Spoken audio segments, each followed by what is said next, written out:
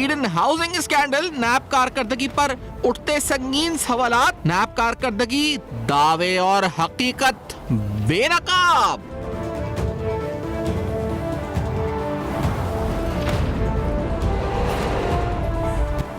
अस्सलाम वालेकुम। पसपर्दा हक़ाइक़ सनसनीखेज़ इंकशाफ़ात प्रोग्राम बेनकाब में हूँ आपके साथ सफ़ान खान।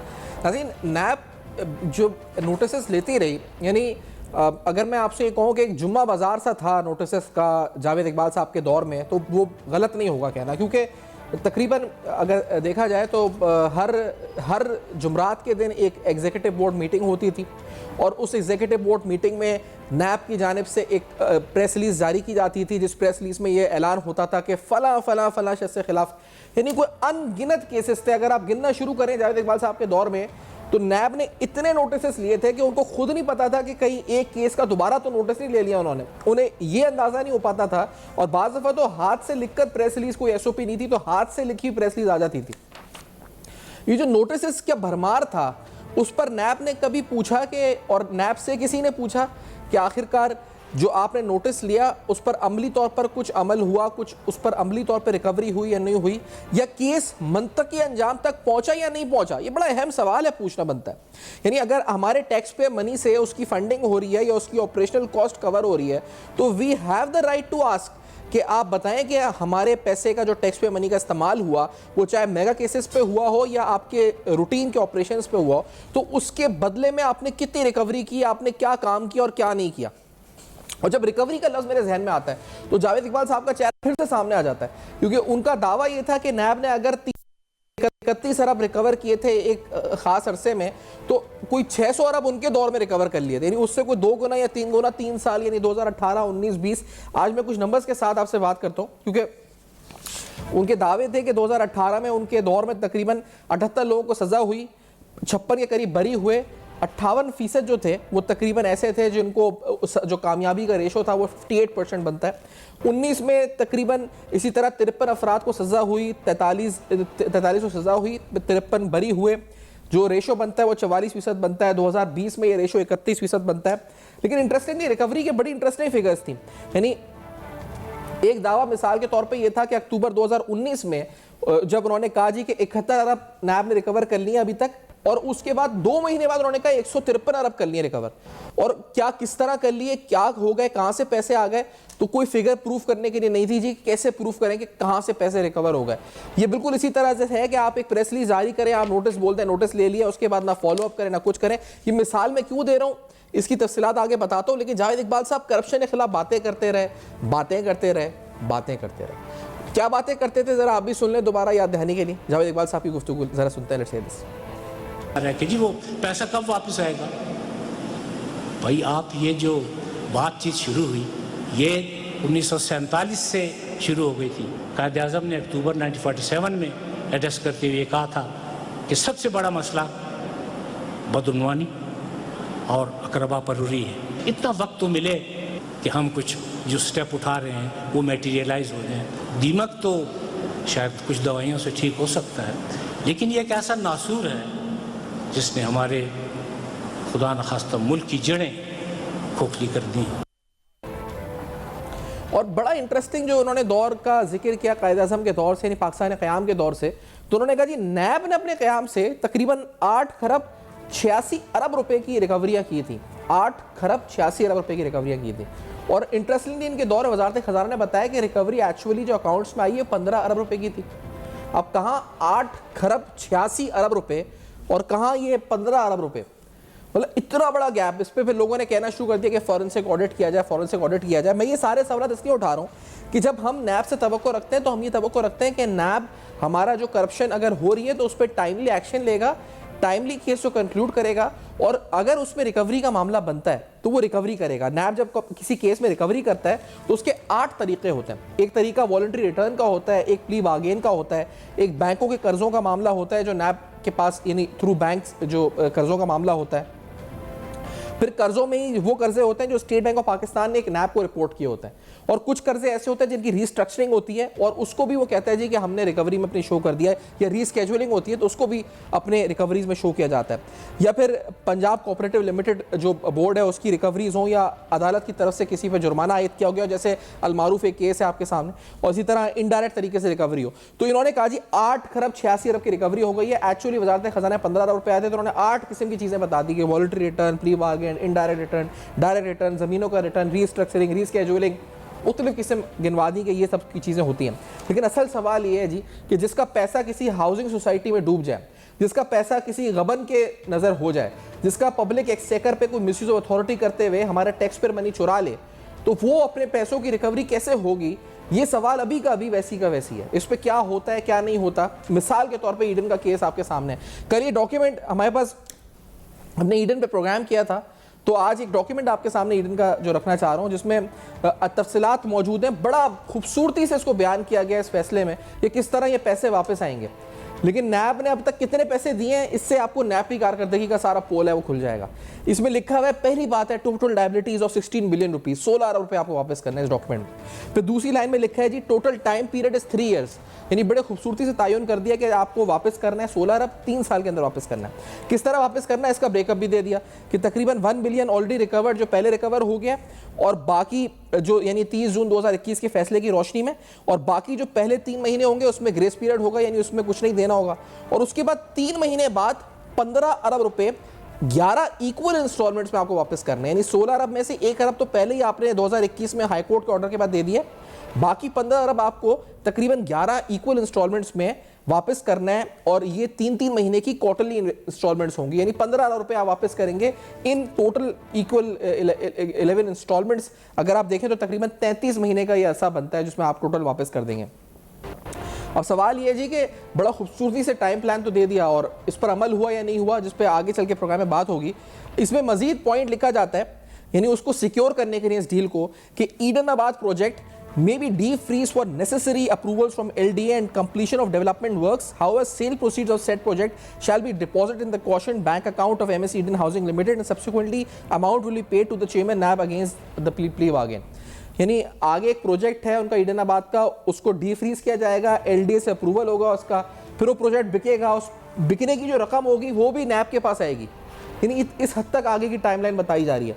फिर अक्यूज अंजुम अमजद, जो उनकी अहलिया थी डॉक्टर अमजद की, has accepted the total liability 16 billion, also takes responsibility on behalf of other accused person, यानी जो उनके बच्चे हैं मुर्तज़ा और मुस्तफ़ा अमजद। फिर immovable properties owned by accused persons of MS Eden Housing and its associates which have already been frozen under section 12 of NAB ordinance, ये भी जो है इस वक्त कंसिडर की जाएंगी as security and surety for the balance amount of the plea bargain. यानी एक तो प्ली बार्गेन तय हो गया जी कि 15 अरब वापस करने 3 महीने की 11 इंस्टॉलमेंट्स में, लेकिन उसके बाद उनके एसेट्स भी फ्रीज हो गए, एसेट्स नैब के हवाले भी हो गए। आगे जो प्रोजेक्ट है उसकी भी जो पेमेंट आएंगी वो भी नैब के पास आएंगी। मजीद लिखा गया अक्यूज शैल अंडरटेक टू पे the differential amount of new claims if any unearthed subsequently due to any reason, accused shall undertake that if she fails to deposit the said amount within the above mentioned time, the amount already deposited by her shall stand forfeited, and the properties frozen by NAB shall be forfeited, and NAB shall be authorized to dispose of those properties to settle the outstanding claims. तो ये बड़ा interesting ये जुमला है कि जो तमाम properties freeze की गई हैं या जो अकाउंट्स फ्रीज किए गए हैं, उनकी रकम नैब के पास सिक्योर है, सेफ्टी में है। अगर ये 3 साल के अरसे में पेमेंट देने में नाकाम होते हैं ईडन वाले, तो नैब ये तमाम चीज़ें बेचेगा और इसको एग्जीक्यूट करेगा। अब 3 साल के अरसे के दौरान आनी तो तकरीबन 11 इंस्टॉलमेंट्स थी, लेकिन तकरीबन 3 इंस्टॉलमेंट्स अब तक आई हैं, और वो भी बड़े रोरा के इस वक्त लोगों को मिली हैं। अब जिसके पैसे लगे 2012-13 में, आज 2025 में भी बैठा हुआ इंतज़ार में। तो ये नैब की रिकवरी की एक मिसाल है।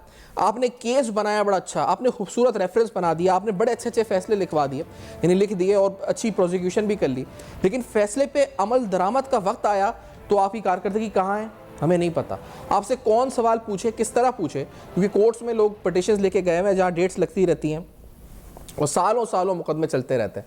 पाकिस्तान में एहतसाब का निज़ाम दुरुस्त हुए बगैर शायद कुछ भी बेहतर ना हो सके, और अकाउंटेबिलिटी के मैकेनिज्म को बेहतर किए बगैर शायद कोई इन्वेस्टमेंट भी ना आ सके। यानी अगर हम ये केस किसी को दिखाएं कि आप नैब ने ये प्ली बार्गेन की डूबे हुए पैसे पे, और उसके बाद हम किसी से कहें जी कि फॉरेन इन्वेस्टमेंट क्या डोमेस्टिक इन्वेस्टमेंट करके दिखाएं पाकिस्तान में इस केस के बाद, तो वो सोचेगा 100 बार के यार कैसे होगी इन्वेस्टमेंट, क्योंकि अगर रिकवरी नहीं होती, करप्शन हो गई, कुछ हो गया, तो मैं किधर जाऊंगा, किससे पैसे मांगूंगा।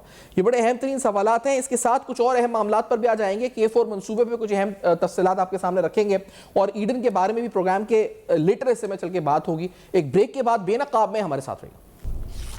Welcome back. आप देख रहे हैं बेनकाब। बेनकाब में एक और अहम तरीन मनसूबा K4 जो कि पाकिस्तान जो खास तौर पर कराची जो माशी शहरक है पाकिस्तान की, उसकी पानी के हवाले से शहरक या अहम तरीन जो कहा जाता है कि फ्यूचर्स के लिए, मुस्तकबिल के लिए पानी की जो कमी है उसको पूरा करेगा और मौजूदा हालात में पानी कमी को पूरा करेगा। इस मनसूबे में जो लीगल हर्डल्स थे वो कुछ हद तक एक रीसेंट हाई कोर्ट के ऑर्डर के बाद ख़त्म हुए।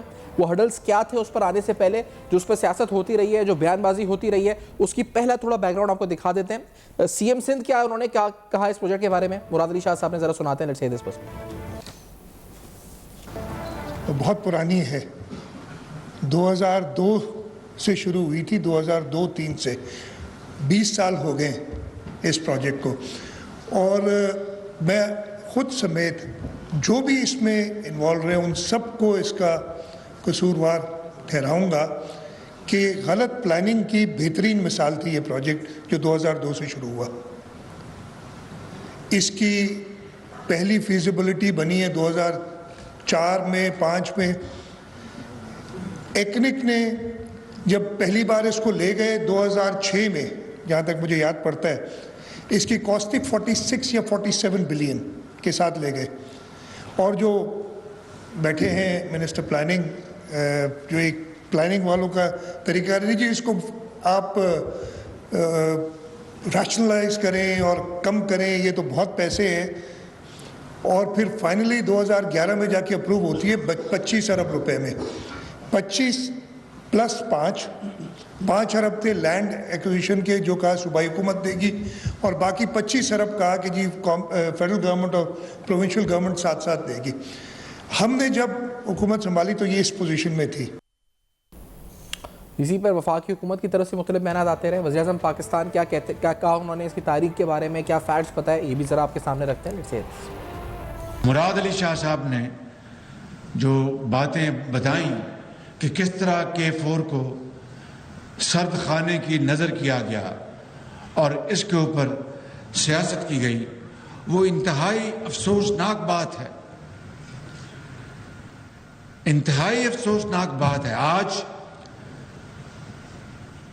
यकीन मानिए कि टिट फॉर टैट की बुनियाद पर मैं ये बात नहीं कर रहा, जिसके बारे में मुराद अली शाह कह रहे थे कि वो 18 सितंबर 2018 को पहुंचे और किस तरह फिर उसके बाद यानी चोर और डाकू का एक गर्दान शुरू हुई और ये कहा गया कि जनाब ये मंसूबा K4 जिसने कराची के आवाम को, कराची के करोड़ों आवाम को पीने का पानी मुहैया करना है, बजाय उस वक्त के वजीर आज़म आगे बढ़कर मुराद अली शाह साहब का हाथ पकड़ के और सिंध हुकूमत को कहते कि आए मेरे साथ, इनको एमक्यूएम को कहते कि आए मेरे साथ, आए हम घर घर जाते हैं और ये पानी पहुंचाते हैं, उसकी कोई फिक्र नहीं थी। और यही बैन, यही सूरत हाल थी उस साबिक वज़ीर आज़म की। इस प्रोजेक्ट पर इसकी तफसीलात और कानूनी हर्डल्स क्या आते हैं बात करेंगे एक ब्रेक के बाद। हमारे साथ रहेगा। Welcome back. आप देख रहे हैं बेनकाब। K4 मनसूबे के हवाले से अहम तरीन तफसीलात बैरिस्टर वलीद खानज़ादा साहब प्रोग्राम में साथ मौजूद है। वलीद साहब बहुत शुक्रिया, खुशामदीद प्रोग्राम में। ये जो कल जजमेंट आया जस्टिस ऑनरेबल इकबाल कलहड़ो साहब का, इसमें जो उन्होंने कहा भी कि द क्वेश्चन, जो ज़मीन का मामला उठा था, the question raise in respect of change of the layout plan including the land of the appellant and the K4 project yet to face the test of trial and being only a factual controversy can only be determined after recording of evidence. मजीद उन्होंने कहा था कि because of the stay order operating in the appeal, the project meant for public at large has been halted. तो ये मामला हुआ क्या, इसका बैकग्राउंड क्या है, क्यों इसकी वजह से ये मंसूबा, जो कानूनी रुकावट इसमें क्या आ रही थी? वलीद खानज़ादा साहब। सर जी, बिस्मिल्लाहिर्रहमानिर्रहीम। जिस तरह आपको पता है कि K4 का जो मंसूबा है जी 112 किलोमीटर पे ये मंसूबा है, जिसमें कुल टोटल जो है वो 650 million gallon water 3 different phases में कराची की पब्लिक के लिए आना है। तो ये प्रोजेक्ट लॉन्च हुआ था, इसकी कुल कॉस्ट जो थी वो 25 अरब थी। आज उसकी कॉस्ट जो है 126 अरब पे है, पहुंच चुकी है और अभी भी कंप्लीट नहीं हुआ है। इसमें सिर्फ कोर्ट के एक तो स्टे ऑर्डर्स और दूसरा एडमिनिस्ट्रेटिव लैप्सेस की वजह से ये सारा हुआ है, जिसके जो है अब आप और मैं जो है उसके पैसे भरेंगे। और ये कितने कोर्ट का जो मैटर है 6 साल से था इसके ऑर्डर? ये जी 2018 से पहले इसमें सूट फाइल हुआ था। सूट में लर्नेड सिंगल जज जस्टिस अदनान इकबाल चौधरी ने डिसमिस कर दिया था stay order on the ground कि जी पब्लिक इंटरेस्ट प्रोजेक्ट है और इस पे कोई स्टे ऑर्डर नहीं हो सकता। अच्छा। उसकी उन्होंने अपील फाइल की थी, हाई कोर्ट अपील जिसको कहते हैं, और उसमें 2018 से स्टे ऑर्डर था और वो कंटिन्यू चल रहा था। तो अभी 2025 में I was engaged in this case 1 month ago. तो उसमें we had put this before the court. Divisional bench थी जस्टिस इकबाल कलोड़ो साहब की और जस्टिस उस्मान हादी साहब की, एंड उन्होंने जो है एग्री किया इस बात से कि जी ये जो पब्लिक इंटरेस्ट का प्रोजेक्ट है, स्टे ऑर्डर की वजह से प्रोजेक्ट हॉल्ट हो रहा है, उसकी कॉस्टिंग बढ़ रही है। सो मच सो कि चाइनीज कंपनी जो ये कंस्ट्रक्शन कर रही है, they have now written a letter to us saying कि जी we are increasing the cost if you don't give us the land because you need to provide them land in order to come for them to construct. तो वो इस जमीन से पहले और इस जमीन के बाद उन्होंने कर लिया, बीच में वो सारा टुकड़ा स्टे ऑर्डर की वजह से रुका हुआ था। तो अल्हम्दुलिल्लाह हाई कोर्ट ने जो है वो ना सिर्फ स्टे ऑर्डर विकेट किया बल्कि अपील भी डिसमिस कर दी। सही। और अब ये नहीं है कि इसकी वजह से जो कॉस्ट बढ़ रही थी, यानी चाइनीज ने कहा था कि कॉस्ट बढ़ा देंगे इस प्रोजेक्ट की क्योंकि जमीन का तराजा हल नहीं हो रहा। बिकॉज वो तो यहाँ आए हुए अपने सब चीजों के साथ, अब वो बैठे हुए जाहिर है उनके ओवरहेड कॉस्ट है, उनकी जरूर उनके जो एम्प्लॉयज होंगे, मशीनरी कॉस्टिंग होगी, वो सब उनकी है। अब आप उनको अगर स्पेस प्रोवाइड नहीं करेंगे, जिसको आप कहते हैं लैंड प्रोवाइड नहीं करेंगे, तो उनका तो एक्सपेंस हो रहा है। तो इस वजह से उन्होंने लिखा था, बट अभी इंक्रीज नहीं किया उन्होंने, तो अब स्टे भी खत्म हो गया है, तो इंशाल्लाह। अच्छा, इसमें जो ये जो इनके जजमेंट है, इस जजमेंट में उन्होंने कहा जी कि to yet to face the test of trial factual controversy can be determined after recording of it. ऐसे बहुत से स्टेज होंगे वली साहब अदालतों में जिसकी वजह से बहुत से पब्लिक अहमियत के मंसूबे या बहुत से लोगों के अपने पैसे या अपनी प्रॉपर्टीज, अपनी लाइफ स्टेक पे होंगी, जो स्टेज होंगे सालों साल चलता है। क्यों है ये मामला ऐसे चलते हैं कोर्ट्स में? ये बिल्कुल आप सही फरमा रहे हैं, बहुत सारे केसेस थे जिसमें स्टे ऑर्डर्स था। तो जब से इसको हमने देखना शुरू किया तो वो सारे हमने खत्म कराए। अब जो है सिर्फ ये एक था और एक और बचा हुआ है जिसकी कल हियरिंग हो चुकी है। अच्छा। और ट्यूसडे के लिए वो भी रखा हुआ है for final arguments from our side. तो इंशाल्लाह वो भी खत्म जब हो जाएगा तो फिर कोई स्टे ऑर्डर नहीं बचेगा। पहले तो काफी सारे थे, कोई 40-50 केसेस में स्टे ऑर्डर था, जो सारे हम खत्म करा चुके हैं पहले, या कॉम्प्रोमाइज हो चुका है उसमें। सही। लैंड ओनर्स ने खुद ही लैंड दे दी है। सही। तो एक तरफ इस मसूबे को लेकर सियासत होती रही, बयानबाजी वफाक और सूबाई हुकूमत के माबैन होती रही कि वो फंड नहीं दे रहे, ये फंड नहीं दे रहे। दूसरी तरफ स्टेज भी यानी पिटिशंस भी आती रही अदालती। अब जो यहाँ पे पार्टीज हैं जिन्होंने स्टे लिए थे, ये आगे जा सकती है ऑन अपील, या क्या हो सकता है इसके ऊपर लीगल उनके पास ऑप्शंस क्या बचते हैं? In this particular case, obviously they can approach the Supreme Court, High Court appeal, because divisional bench High Court ने decide किया तो उसकी अपील सिर्फ Supreme Court में हो सकती है. So if they wish to, they can approach the Supreme Court, but it's highly unlikely Supreme Court would entertain in this public interest matter. ये जो आपने अभी बात की है, इसी वजह से जिस तरह जो जब ये कंसीव हुआ था प्रोजेक्ट, इसकी कुल लागत थी 25 अरब रुपए. As we speak today और as of 2022 इसकी लागत 126 अरब रुपए हो गई. सब इन्हीं वजूहात की वजह से कि डिलेज हुए और ये बढ़ती गई, और शायद ये और बढ़ जाए अभी, मतलब अगर ये रुका रहा इसी तरह. बिल्कुल अभी और भी बढ़ सकती है. एग्जैक्टली. तो अब आपको लगता है इसकी लाइकली टाइमलाइन क्या? We can not speak on that, लेकिन बहुत सी सियासत हो रही है कि दिसंबर एंड तक हो जाएगी. इसकी जो ऑफिशियल टाइमलाइन है वो तो उनमें एक अभी एक एक्सटेंशन उन्होंने ली है वापडा ने, तो अभी जो इसकी टाइमलाइन है वो जून 2026 की है, फर्स्ट फेज की। देयर आर 3 फेजेस जी। तो जो फर्स्ट फेज है उसमें 260 million gallon 260 million gallon supply of water होगा from Keenjhar lake to Karachi. तो देयर आर 3 फेजेस, तीनों फेज का कंबाइंड 650 मिलियन है। ये जो अभी फर्स्ट फेज पे काम चल रहा है ये 260 मिलियन गैलन पर डे पर है। तो इसकी जो कंप्लीशन डेट अभी ऑफिशियल वापडा की तरफ से है वो है जून 2026, पहले जून 2025 थी। सही, ठीक है। ये बड़ी अहम तरीन डेवलपमेंट है। उम्मीद करते हैं कि इस पे मजीद कुछ, यानी अब भी स्टे का खतरा है या अब खत्म हो चुका है? आप कहते हैं एक ही बस और हेयरिंग, एक केस बस और है बस? जी ऐसी है।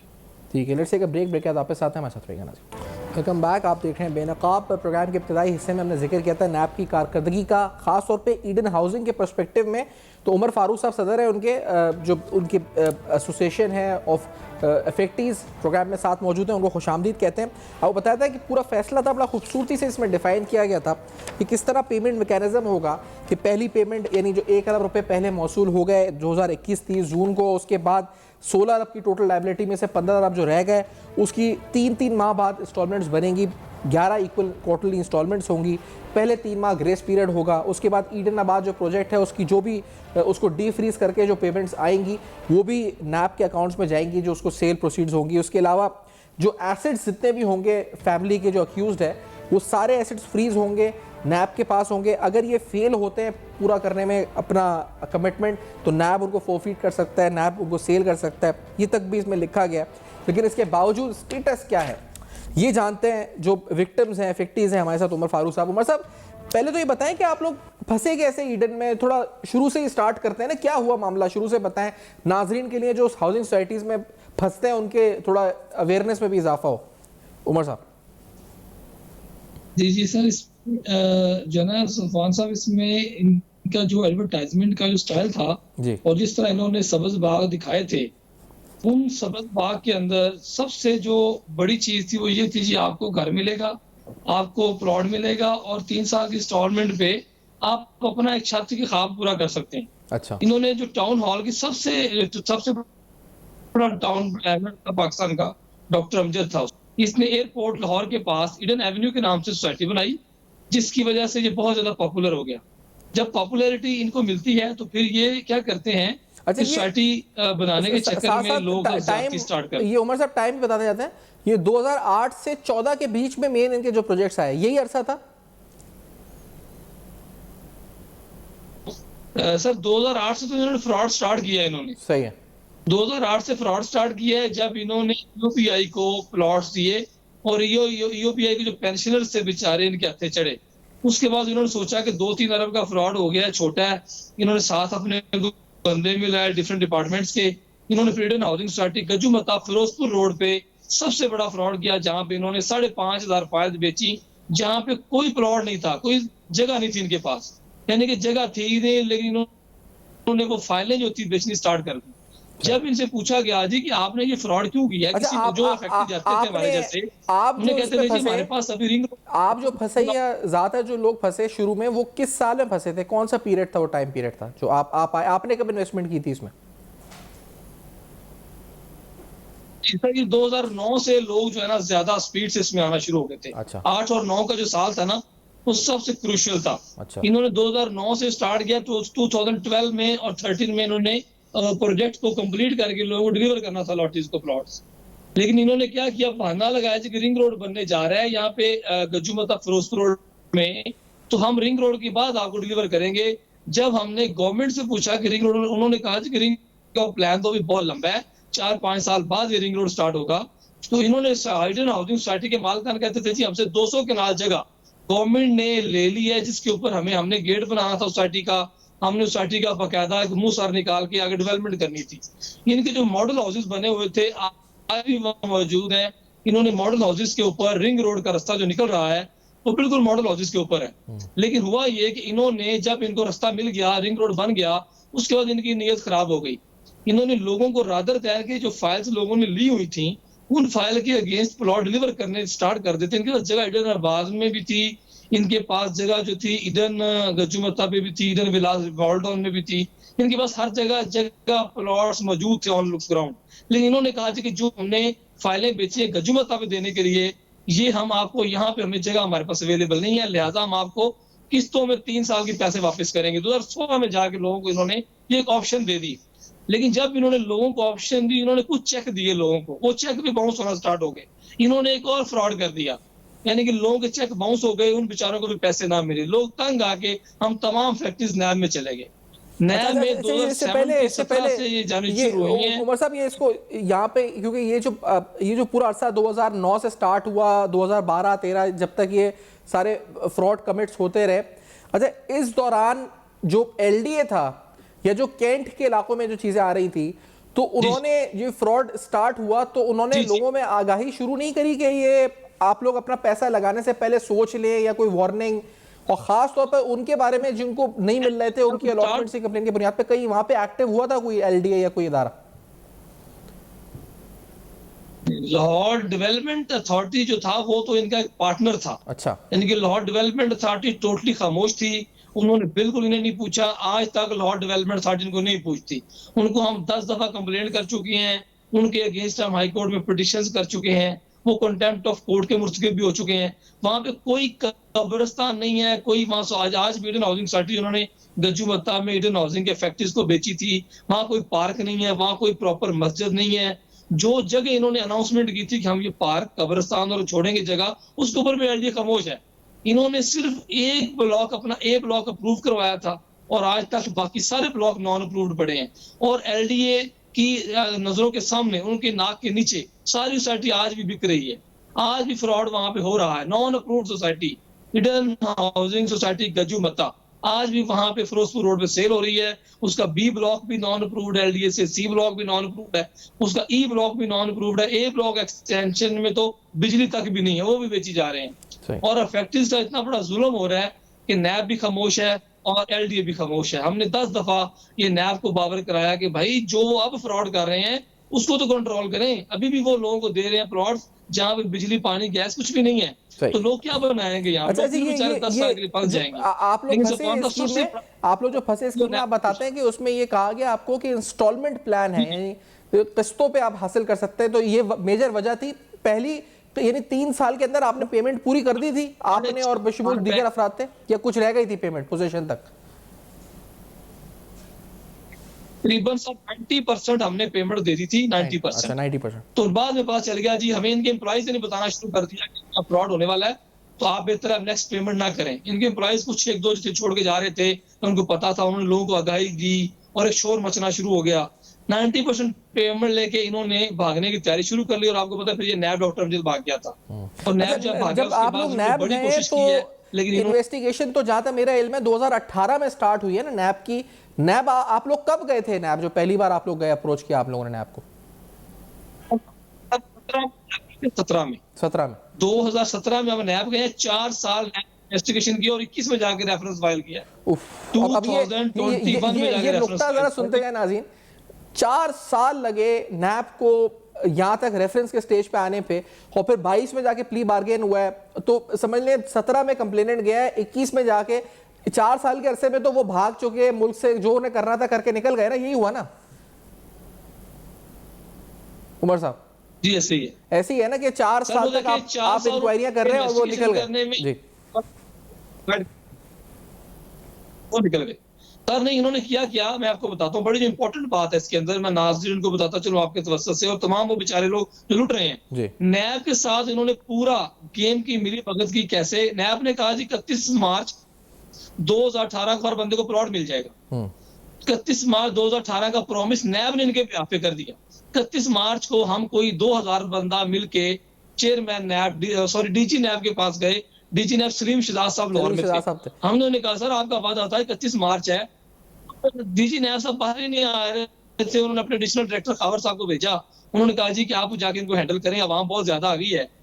12 अप्रैल को इन्होंने डॉक्टर अमजद को कनाडा भगा दिया। 12 दिन थे पकड़ने के लिए उस बंदे को, उन्होंने नहीं अरेस्ट किया उसको।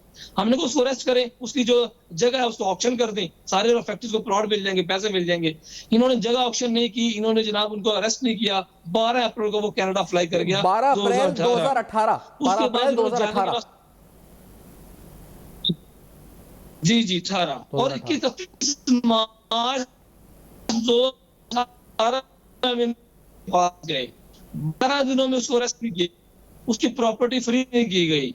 इन्होंने जाके जून 2018 में प्रॉपर्टी फ्रीज की, उसको भगाने के 2 भाग। उसके बाद जब वो भाग गया तो सर उसके बाद क्या हुआ कि हमने जब रेफरेंस के लिए ने कहा कि हम सर हमने संपर्क में उन्होंने नोटिस लिया, जिसके बाद इनके ऊपर प्रेशर बिल्डअप हुआ। इन्होंने फिर वहां पे रेफरेंस फाइल करने की यकीन दहानी कराई और रेफरेंस फाइल करने के बाद इन्होंने भी उनके संदर्मी बरती।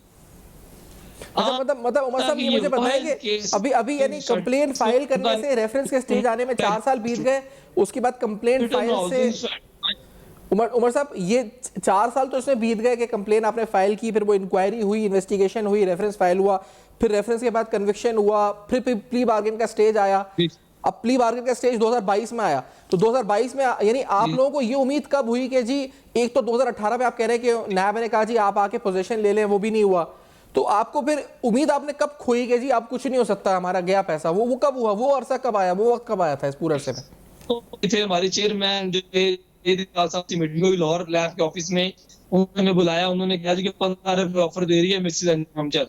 हमने कहा जी 15 अरब का कोई, हमें तो अपने पैसे पर मुश्किल मिलेंगे, तो कम से कम इसको कम से कम आज की प्रॉपर्टी की लेते हैं, क्योंकि जो प्लॉट 15 लाख का 90 करोड़ का हो गया उस जगह पे, और जिसके बंदे ने 20 लाख में घर, ये बात थोड़ी दोबारा बताइएगा क्योंकि आपकी आवाज बीच में गई है। आप ये कह रहे हैं कि चेयरमैन नैब ने आपको बुला के 15 अरब की बोला कि ऑफर दी है उनकी एहलिया ने, ये कब की बात है? ये 2022 की बात है, जब हमारा अभी इस समय कोर्ट में चल रहा था, मार्च 2022 की बात है। सही, वो तो फिर प्ली बार्गेन हो गया 16 अरब के अंदर। आप लोगों ने उस पर एतराज किया था उस वक्त कि हम 16 अरब पे नहीं, में हाँ आपने फिर एतराज किया था कि ये हमें 16 अरब एक्सेप्टेबल नहीं, आपने क्योंकि स्कैंडल तो 25 अरब रुपए का है ना ये, बल्कि 27 अरब रुपए का है रिपोर्ट्स में। तो सफान साहब हमने ये कहा था जो आज की प्रॉपर्टी की वैल्यू है ना जी, प्रॉपर्टी की जो वैल्यू उसके मुताबिक हमें पेमेंट लेते हैं। इनके पास प्रॉपर्टी भी मौजूद है, इनके पास पैसे भी मौजूद है, तो आज की प्रॉपर्टी की वैल्यू वहां पे एक प्लॉट की 70-80 लाख रुपए है, और जो कंस्ट्रक्शन कॉस्ट है, जिस बंदे ने 15 लाख रुपए में 5 मरले का घर बनाना था, वो आज 70-80 लाख रुपए का घर कंस्ट्रक्शन कॉस्ट है उसकी, तो कम से कम 1.5 करोड़ का वहां 5 मरले का घर है उस जगह पे इस टाइम। इन्होंने कहा जी 10-10, 12-12 लाख रुपए अपने ले ले और जान छोड़े रिटर्न की। मतलब हमने कहा ये तो ज्यादती है। 25 अरब आप मुंह से कह रहे हैं, वो हमें 15 अरब की ऑफर दे रहे हैं, ले जाते जाते वो 16 अरब की प्ली बार्गेन पे अब फैक्ट्रीज का कंसेंट लिए बगैर साइन करके चले गए अपने ओहदे से। जिस दिन वो सबक दोष हो रहे थे उस दिन उन्होंने ये साइन किए हैं और प्ली बार्गेन करके वो रिटायर हो गए, और तमाम फैक्ट्रीज जो है आजकल ख्वार हो रहे हैं। 3 साल तकरीबन कंप्लीट होने वाले हैं नैब कोर्ट ऑर्डर को। नैब कोर्ट ऑर्डर कंप्लीट होने के बाद भी अभी कोई हमें नजर नहीं आ रहा कि नैब कोर्ट ऑर्डर पे बात के ऐसे में आने से पहले बताएं कि यानी कंसेंट आपसे नहीं लिया उन्होंने इस पे?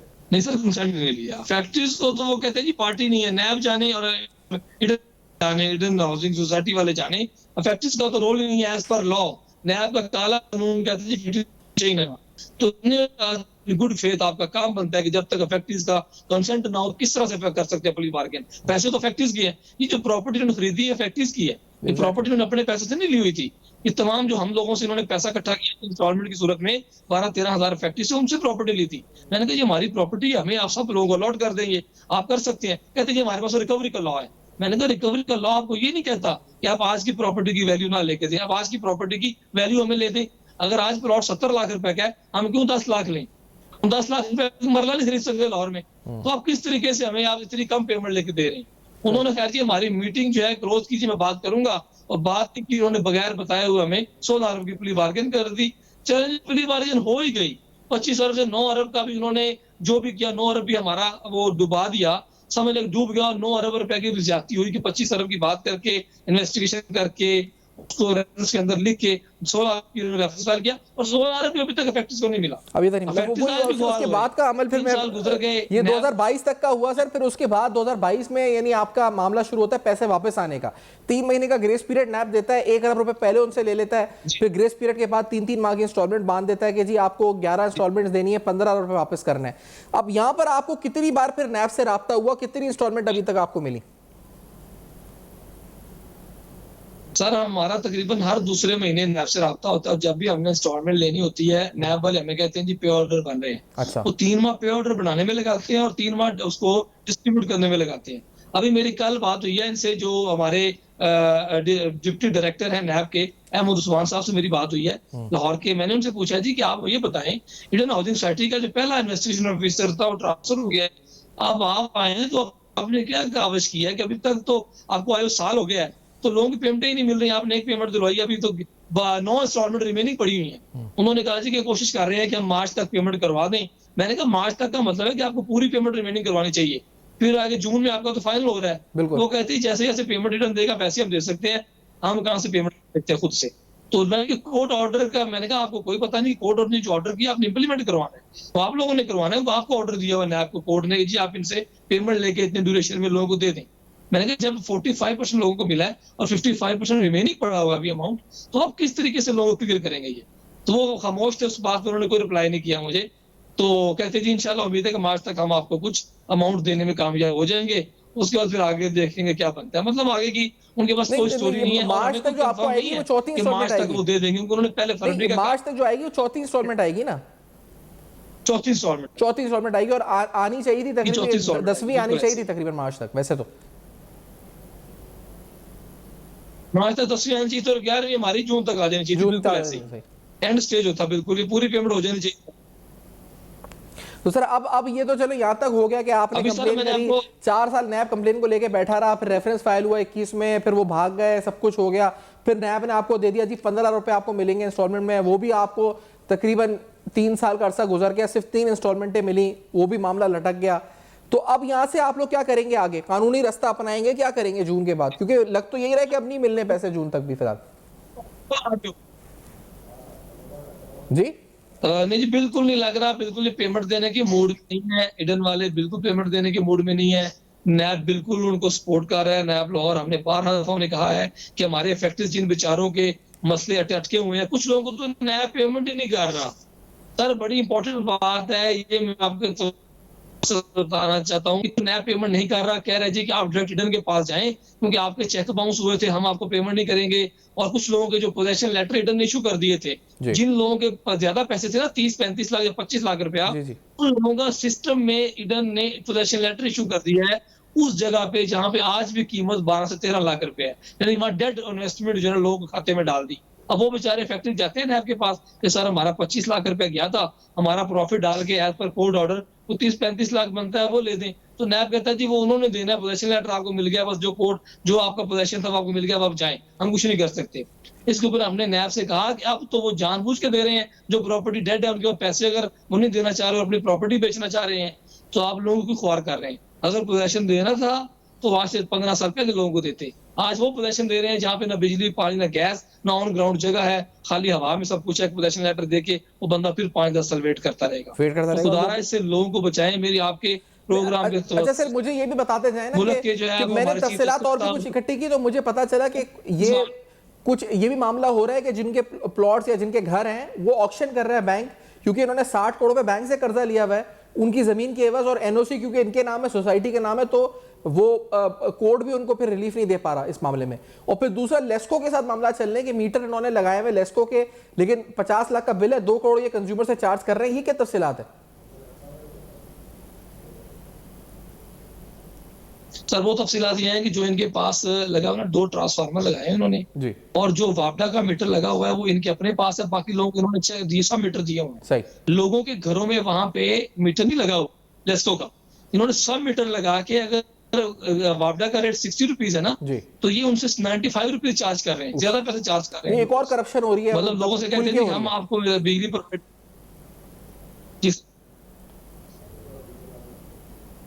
जी उमर साहब कंटिन्यू कीजिएगा। क्या फरमा रहे हैं सफान साहब? जी जी, मैं कह रहा हूँ एक और करप्शन हो रही है खुल के, ये 40 जी, रुपए मैं का कह रेट रहा था 95 में दे रहे हैं। बिल्कुल ऐसे सर, देखिए उसमें वो कह रहे हैं जी कि हम आपको जो बिजली प्रोवाइड कर रहे हैं इसके अंदर हम 100 मीटर लगा के दे रहे हैं आप लोगों को। हमारे पास चूंकि वो 2 ट्रांसफार्मर है, तो 2 ट्रांसफार्मर है पूरी सोसाइटी के अंदर, तो आप ट्रांसफार्मर बढ़ाएं, आप वापडा को पे करें, पे करके अपनी इलेक्ट्रिसिटी की जितनी नीड है, जितने रेजिडेंट्स उनको दें आप। लेकिन सर इन्होंने वहां पे वो ब्लॉक किए हैं आबाद जहां पे इनको अपना फायदा है, जहां उन्होंने प्रॉपर्टी बेचनी है, बेच के इन्होंने पेमेंट करनी है, नैब से जान छुड़ानी है, वो आबाद किए हैं। उनका एनओसी लिया है, सिर्फ ए ब्लॉक इन्होंने अप्रूव करवाया है। इन्होंने किसी ब्लॉक की अप्रूवल नहीं भेजी अभी तक एलडीए को। सी, ई और बी ब्लॉक और ए एक्सटेंशन, किसी ब्लॉक की अभी तक अप्रूवल एनओसी के लिए एलडीए के पास नहीं गई। और जो वहां पे रह रहे हैं वो टोटल इलीगल और नॉन अप्रूव्ड सोसाइटी के अंदर घर बना के रह रहे हैं। वो इनके साथ एलडीए की भी मिली भगत है, वो अलाउ कर देता है। और वहां पे लोग जब कल को एलडीए किसी वक्त भी कोई डीजी चेंज होगा तो कोई भी नया बंदा आएगा, वो जाहिर बात तो उन घरों की तरफ जाएगा जी कि आपका ये। आप ईडन हाउसिंग के हवाले से अहम तरीन मालूमात आपके सामने शेयर कर रहे हैं ताकि नाज़रीन को इल्म हो कि किस तरह फ्रॉड हो रहा है। फिर सबसे बड़ी बात, सबसे बड़ा सवाल कि नैब क्या कर रहा है आखिरकार। यानी 4 या 5 साल तक आप कंप्लेन को रेफरेंस तक बनाते हैं, इतनी देर में अक्यूज जो है मुल्क से निकल चुका होता है, और उसके बाद भी जब प्ली बार्गेन होता है, यानी आप तय कर लेते हैं एक अमाउंट कि आपको वापस करनी है, उस अमाउंट का 3 साल का स्केड्यूल तय होता है, उसमें भी आप बुरी तरह नाकाम होते हैं। और अभी तक जो मुतासरीन हैं वो सालों से रुल रहे हैं। यानी अगर 2012, 8, 9 में या 8 और 14 के बीच में जिसने पैसा लगाया था उसको कम से कम भी आप देखें तो 11 साल हो गए, कम से कम भी एट द लीस्ट 11 साल हो गए। यानी 11 साल से वो आदमी इंतजार में है कि उसको पैसे वापस मिलेंगे। अब उसके पैसे की वैल्यू क्या रह जाएगी। अच्छा, लास्टली मैं आपसे उमर साहब जानना चाहूँगा, ये जनाजा हुआ था इनका, ये कितना इबरत का मुकाम था डॉक्टर अमजद का जनाजा जिस पे लोग एहतजाज कर रहे थे?